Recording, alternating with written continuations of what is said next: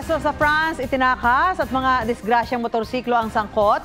Paspasan natin ang mga nahuli kam na balitang dapat alam mo.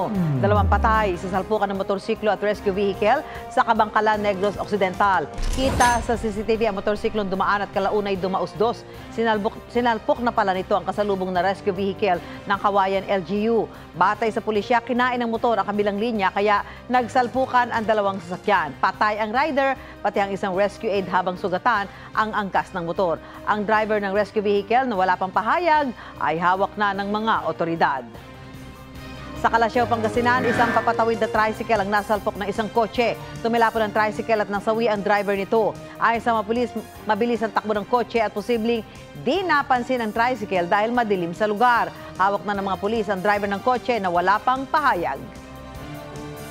Sa Europa naman, may nationwide manhunt ngayon sa France para sa isang convicted drug dealer na nahuli kam na itinakas ng isang armadong grupo.